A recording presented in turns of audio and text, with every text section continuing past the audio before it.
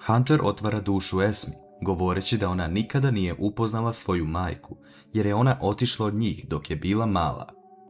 Esma govori da je Hančer sada dobra majka i da tako i treba da bude, ali Hančer krenu suze na oči, jer joj nedostaje majčinska ljubav. Ona govori da joj je brat Čemil bio oslonac i sve u životu, a Esma se okreće plačući, jer želi da kaže Hančer istinu, ali nema snage za to. Hančer dodaje da bi voljela da pita svoju majku samo jednu stvar, kako je mogla da živi čitav život bez svoje dece, a Esmi tada kroz glavu prolazi prošlost koju nije mogla da kontroliše. S druge strane, Gulsum govori mu Kader šta je sve sposobna da radi kao dadilja, ali tada se pojavljuju Mine i Sinem.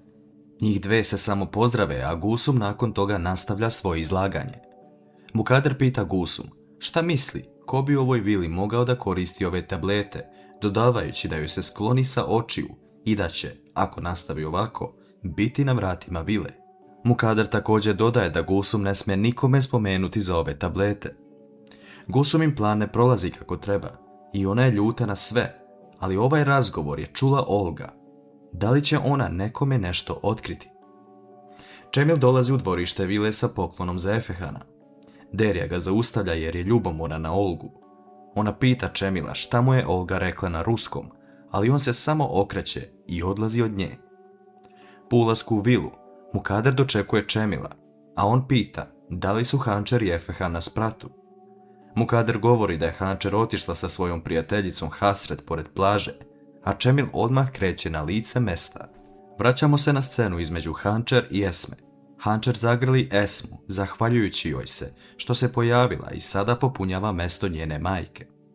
Sila cijelo vrijeme posmatra šta se dešava i ne može više da izdrži, te počne da razmišlja šta bi se desilo da zapravo ode do klupice. Sila odlučuje da krene, ali u tom trenutku se pojavljuje Čemil, koji počne da viče na Hančer zašto je opet otišla da se nađe sa ovom ženom. Hančer viče na Čemila, pitajući ga šta on ima protiv ove žene, a Esma samo tužno gleda u Čemila, nadajući se da neće otkriti istinu. Čemil govori da mu se ne sviđa ova žena i da je to razlog zašto je ovakav. Esma govori da će krenuti kući, jer kako god je htjela uskoro da ode. Hančer zagrli Esmu, govoreći da se neće na ovome završiti i da će se vidjeti opet, te odlazi. Čemil kreće za Hančera, ona mu govori da je pronašla posao Hasret, a to je da čuva Alije. Sila gleda šta se dešava i pita se zašto Čemil viče na njenu majku, te govori u sebi da je on najpametniji od svih. Mislimo da ovaj događaj može promijeniti mnogo toga. U vili, Mukader shvata da je Sinem ta koja pije ove tablete, ali verujemo da to ide i u Mukaderinu korist, jer Metin nije uračunljiv. Mukader je otišla u Sineminu sobu i ostavila tablete u fioku, ali to je sve njen plan, jer sada ima Sinem u šaci. Džihan zove Ertugrula, govoreći mu da Hasret ima sutra zakazano kod doktora, samo želi da se njegovo ime nigdje ne spomene. Ertugrul se zahvaljuje Džihanu, ali tada u njegovu kancelariju ulazi Metin. Metin želi da odvoji vreme za svog brata, te je naručio 2 kafe. Džihan želi da popriča sa Metinom o jednoj bitnoj stvari, a to je zahtev koji Sila želi, to jest popis imovine. Metin govori da je to njeno pravo, a Džihan misli da će to Sila prodati, te da bi oni mogli biti kupci i vratiti svoju imovinu. Metin misli da Sila želi samo da ima iste stvari kao njena 2 polubrata, ali on obećava Džihanu da će raditi u korist njih dvojice. Džihanu tada kroz glavu prolazi ono što je pronašao Metinu, ali pravi se da je sve u redu. Esma se vraća kući kod Ertugrula, a on je dočekuje, govoreći da ima gosta. Gost koji je došao da posjeti Esmu je Sila. Kako će izgledati ovaj susret?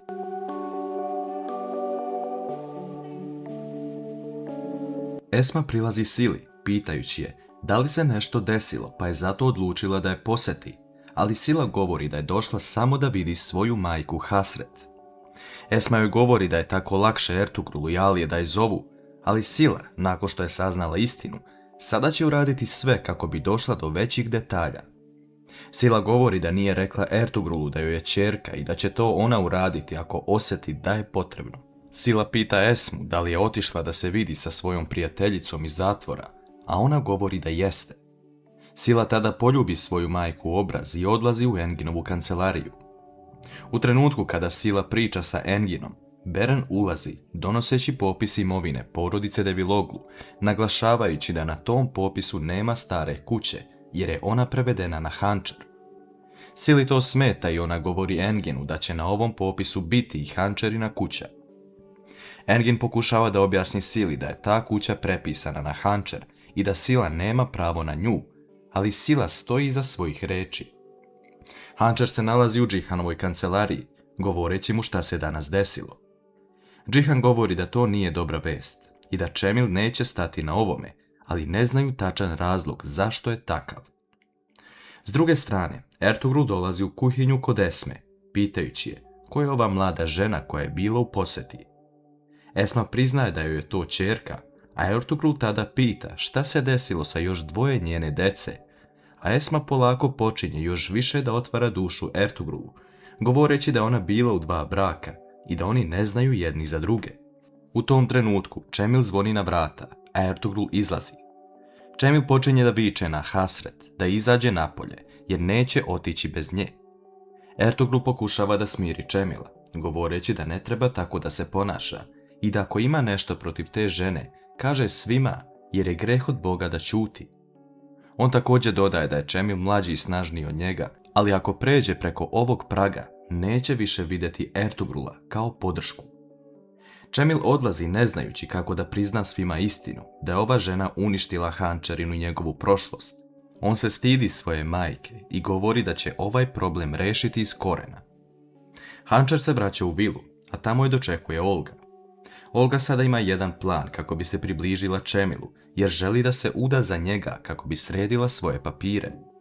Ona se približava Hančar na svaki mogući način i udovoljava joj. Hančar odlazi u svoju sobu i vidi poklon medu kog je doneo Čemilu. Ona se pita kako je Čemil odjednom postao ovakav prema nekome, kada ne bi ni mrava zgazio. Sinem se pridružuje Hančar u sobi, govoreći da ju je poslala Mukader, kako bi prenela šta se sve dešava u Hančarinom životu. Mukader želi da se Hančar više ne viđa sa Hasret i ovo Sinem govori samo zato što je dobra sa Hančar. Hančar shvata Sineminu muku i ovo što mora da uradi, ali ne razume zašto su svi protiv Hasret. Vidimo scenu gdje Sefer sreće Silu u jednom parku i pita je da li ga se seća.